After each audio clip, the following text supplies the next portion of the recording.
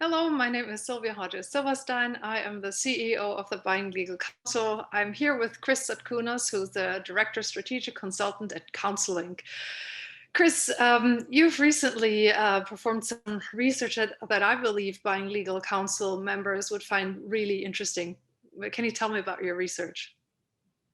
Yeah, I'd love to. So for many years at CounselLink, I've done research to author our annual trends report, which many of you may be familiar with. And one of the metrics that we report on every year relates to the trend toward vendor consolidation.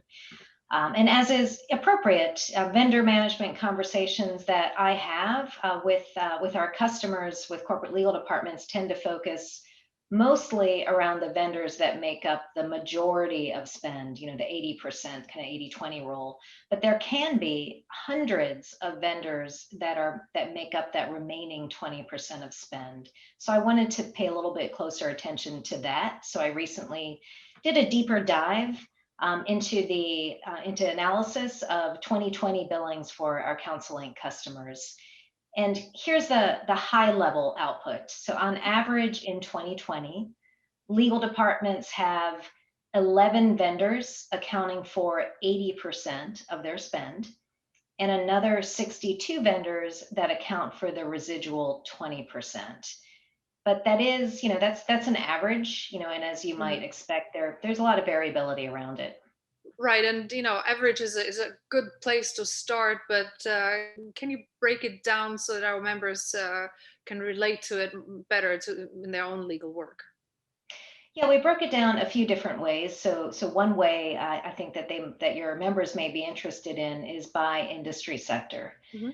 So as you can see, the average varies considerably by industry sector. And here we're highlighting just a few. We looked at about 12 different sectors, but I wanted to focus on these as the extremes. So you can see two examples of industries that tend to have very small vendor tails. So those would be the healthcare and social assistance sector, as well as the retail trade sector.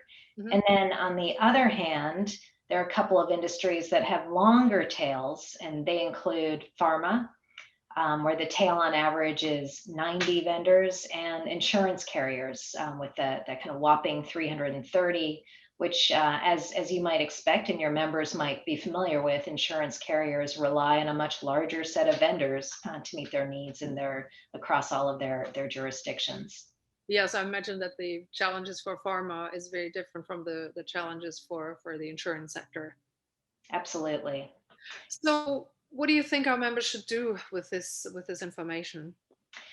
Well, I think first of all, just being aware of how many vendors they're working with. I think they may be surprised when they actually look at the list and see how many vendors are working and billing very small amounts over the course of a year. And so first be aware of it, but then think about the consequences, right? More vendors mean greater risk, Yeah. such as data security risk. There's more administrative effort involved in managing all those vendors, and those vendors very likely don't have as good of a depth of understanding of your business, and may not be providing the results that you could get from some of your other vendors. Thank you very much for sharing this information with us, Chris. I really, really appreciate it. For more information, please go to counsellink.com and buyinglegal.com. Thank you very much. Bye bye. Thank you.